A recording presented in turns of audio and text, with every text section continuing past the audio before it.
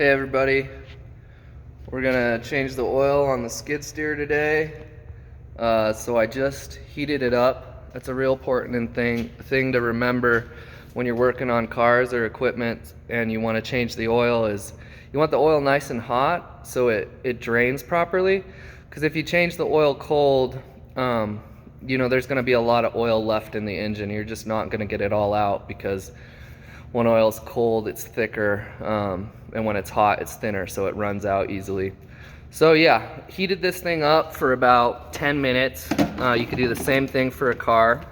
I got all my tools laid out, so hard to see, but yeah, got all my tools laid out. I got my materials.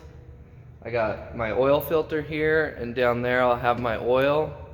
That's important too. When you start a job, before you start a job, get everything laid out so you're ready, so you're not in the middle of the job looking for things. Planning beforehand makes for a quick, easy job, right? I always have a lot of rags. I love rags. I like them to organize everything, but I also like them, so I can clean stuff up quick. I got these little oil pans. The shop didn't have big ones, but these should be fine. So yeah, let's get into it.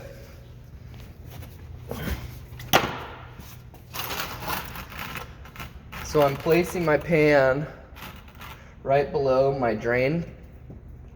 So normally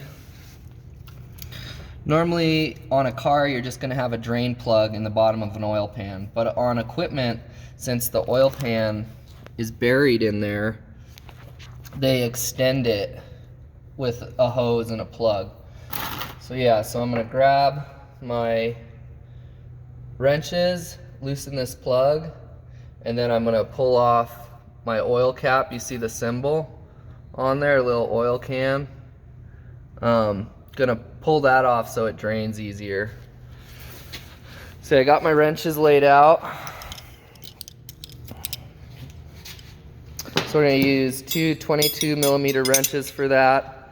And if you didn't hear beforehand, this is a s175 2011 Bobcat.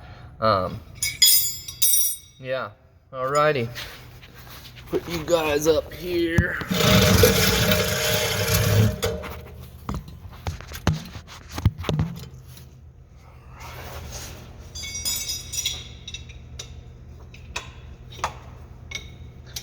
And when you're finding wrenches for jobs, when you're starting out, it's kind of intimidating to figure out what size. Is it metric? Is it standard? You don't want to be going back and forth to your tools trying to find them.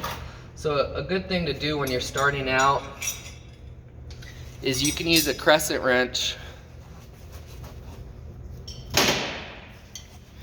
This one's really big,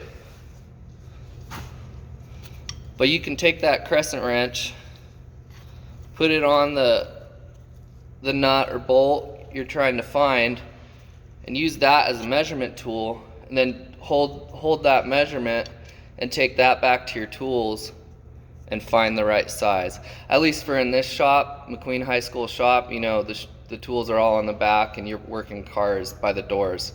So now I know what size it is, and instead of using this big clunky crescent wrench, I can use the little wrenches and go match it, right?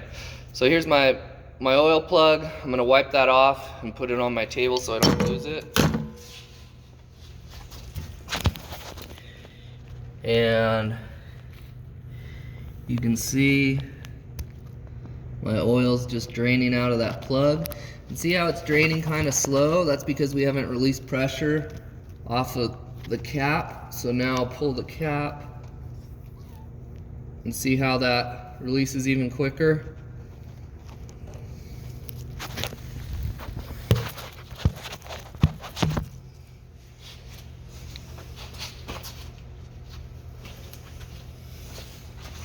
Yeah, so being a mechanic and doing a good job is all about trying to keep everything as clean as possible.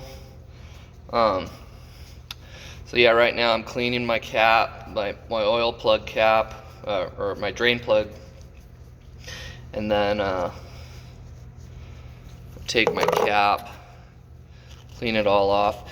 Cleaning it's good too, because you don't get any new dirt in the engine when you put everything back together, or in the oil system.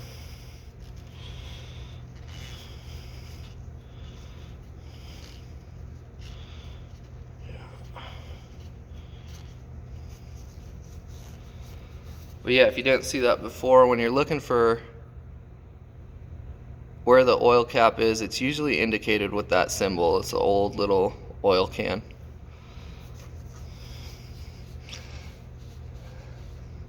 So yeah, we're gonna let that drain. While we let that drain, we're gonna go ahead and start draining the filter.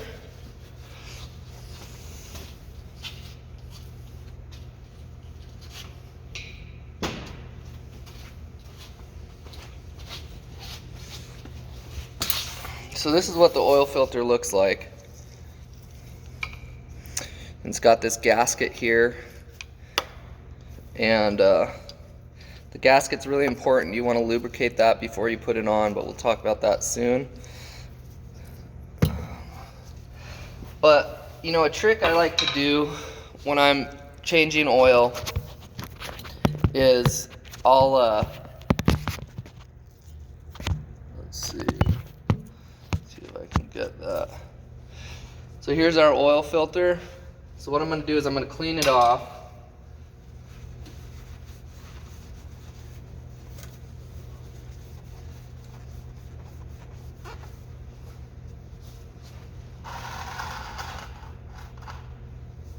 Now, instead of just taking that oil filter off, unscrewing it, and having oil going everywhere, I like to take a pick and I puncture the bottom of the oil filter with a pick and a hammer so it can drain as much as I can get it, so when I take it off it's less of a mess. So my oil pan's down there. I got my pick on the bottom of the filter, and I just give it a tap.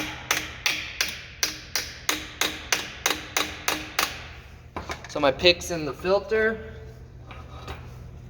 and now my oil filter's, it's just dribbling out. You can't really see it, but that's just a good trick to get it to drain. I'm going to put another hole at the top to help it breathe.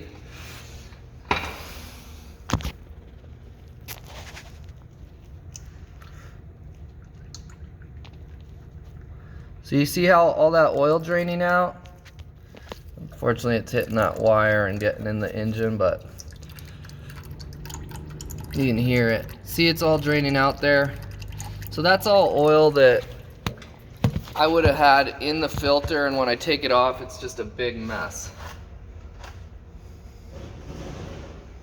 But now it's draining out itself, so when I take the oil filter off there's less oil in it and less of a mess.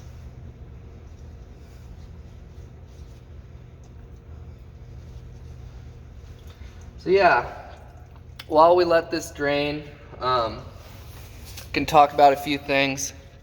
So I'm gonna write on my new filter today's date, which I don't know, it's like September something, September 14th maybe, or I don't really know. I'm just gonna write September 2020. And then on a car you could write the mileage. On equipment we have an hour meter and not mileage, because it's really about the engine's run time and not how many miles the equipment's doing. So I'll write the hours of the machine, so I know the last time I changed the oil filter.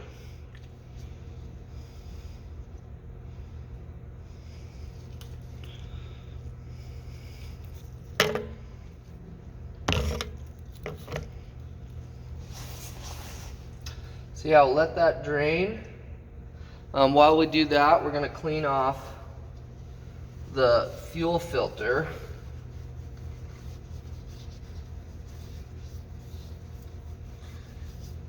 preps to change that out. And the fuel filter is super easy to change.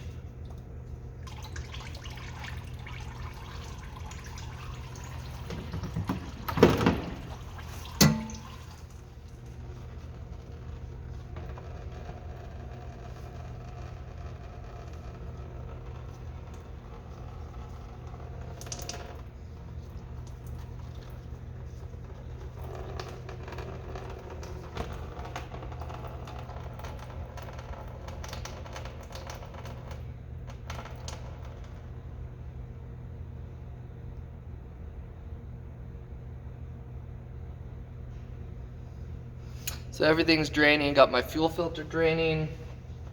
It's all drained. My oil's still draining.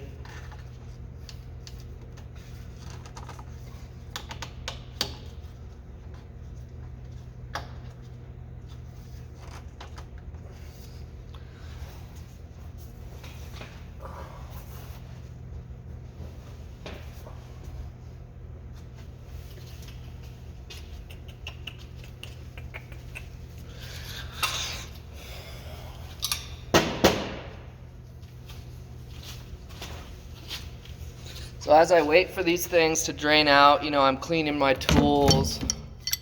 My crescent wrench got all oily. I cleaned my tools. I put the tools back that, you know, I use so I know where they are. Just kind of taking that downtime to reorganize, clean up. Wipe some grease off the engine that's built up.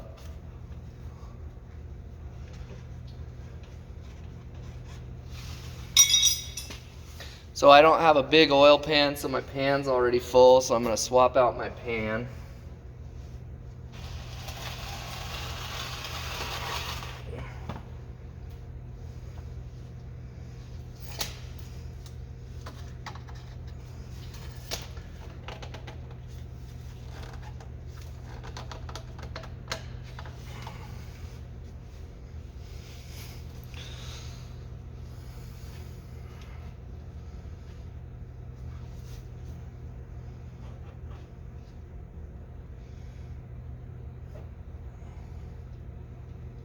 Everything's draining really nicely.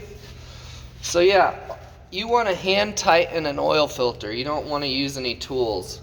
There's just no need to use any tools to get those on. But sometimes they tighten when they're over time, or the gasket gets really hot.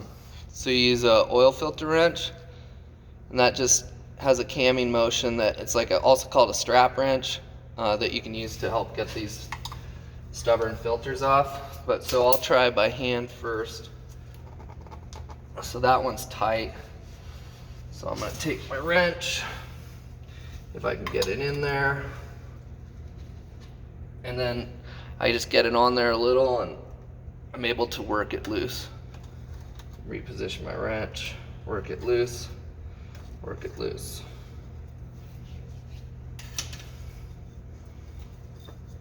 And then you want to get it loose, and then in this kind of situation, you want to kind of try to be able to move it quickly off and rotate it like that, so you minimize your spillage. I'm putting it right in the pan. I'm going to take a rag, make sure it's clean on one side, and I just clean around where it seals, being sure not to get any dirt in there, because that's all connected to the engine.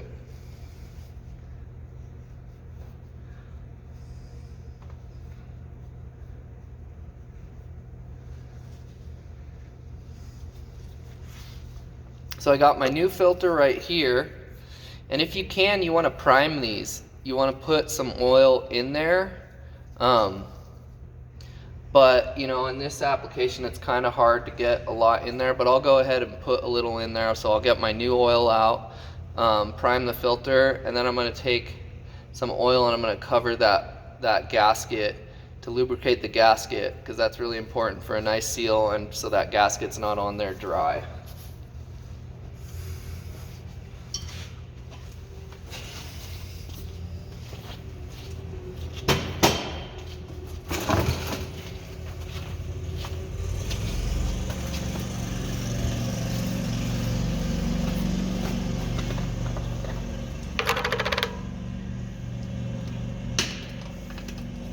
So I got my new oil.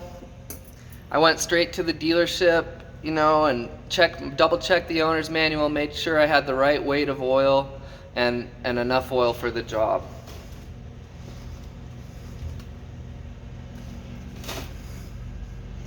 So I got my finger covered in oil. And just lubricate that gasket.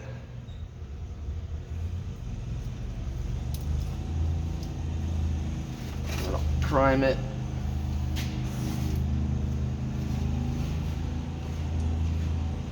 So I prime it just enough so I'm not going to make a mess when I put it on. But you know, on a typical car engine, sometimes the filter is vertically oriented, so you can prime it almost to the top and then put it on, you know. And then in some vehicles you just can't prime it at all, and it is what it is. But if you can prime it, you want to prime it. So I got my oil filter a little bit primed. I got my gasket all oiled up because you don't want to put a dry gasket on.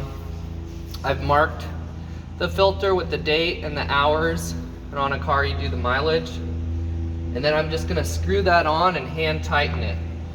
Like I said, you never need a tool to put on an oil filter. It's just, it'll stay on there. It's never going to come off on its own. You just hand tighten it. You don't have to go crazy. Just hand tighten it. It's on there, it's good. Our oil's still draining. And again, we use this downtime to just clean up our engine, clean up parts. And yeah, so we got our filter is drained, our diesel filter, or diesel fuel filter, but it's really stuck on there, so we're gonna have to get a special small strap wrench to get that thing off.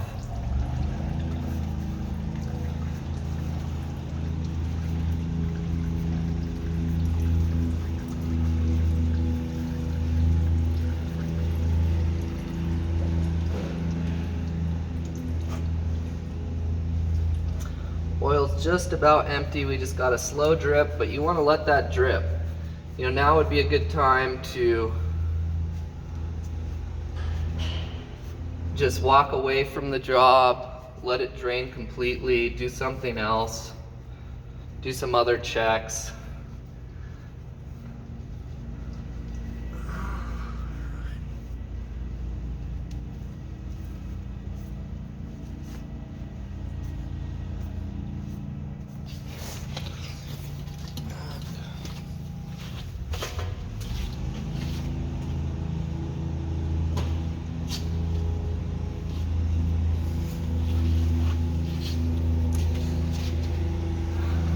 So I don't know where another small strap wrench in here is, so I'm going to do kind of the rustic method of getting this oil filter off. So I got my pick that I used to puncture the oil filter. I punctured the oil filter, but I'm going to use this pick to get that stubborn fuel filter off. So got my pick. I got a little hammer. I'm going to drive this pick into the fuel filter to use as a point of leverage to yank it off.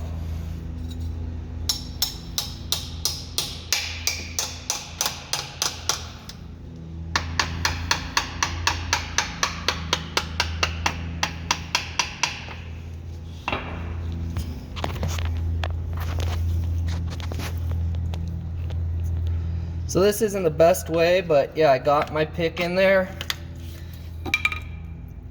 We make sure we're not leaking fluids anywhere. And see, loosen it up a little. And it goes. So now it's loose.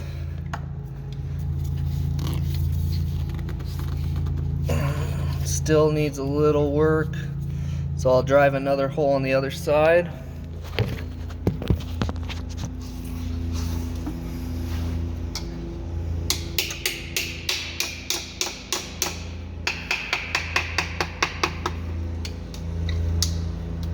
Wiggle it a little.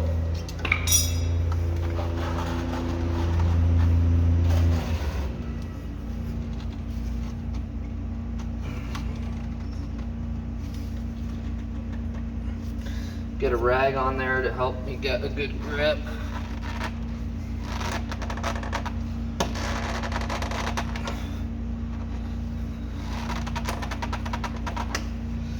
That thing is stuck on there good.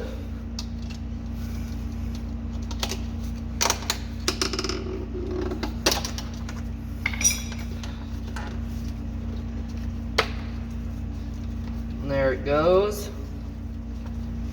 Breaking free.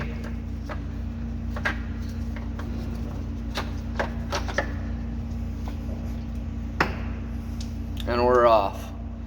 And the same thing on here, you want to give the gasket a little lubrication.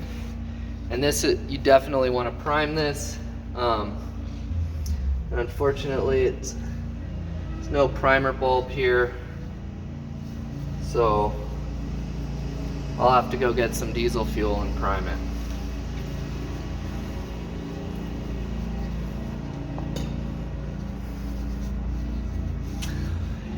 Yeah, so for the next step, once my oil's all drained out, I'll put my plug back. You know, obviously you gotta do that. Got my filter on, and then I'll just fill up the right amount of oil. And whenever you're filling oil, you always wanna just check it. Make sure your vehicle or your piece of equipment's on level ground, and you know, pour say a liter short of the allotted or recommended amount. So this is 2.5 gallons because this is it's a big piece of equipment. It's a big diesel engine. So I'll pour almost all of that, or you know, 75% of it, and then I'll let the oil settle, and then I'll check it. Because when oil's cold, it takes a long time to work its way down through the engine.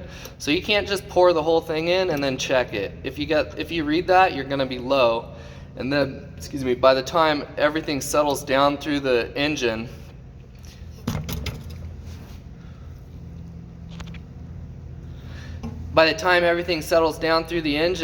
you're gonna overfill your engine. So yeah, pour it, let it sit for a while, let all that oil seep to the bottom of the pan, then take a reading, and then you can assess if you need to add more, or if you added too much, or if it's enough. Anyway, I hope you guys have a great day. I know this is not the best way to learn, but I'll have this Bobcat in the shop you know, more times this year. We got other jobs to do on it, and we're gonna have a lot of other cars that we're gonna change the oil. So have a great day, and when you watch this videos, just take a few notes of things you remember, things you didn't know, things you knew, and we'll talk about that next time we see you. Alrighty, later.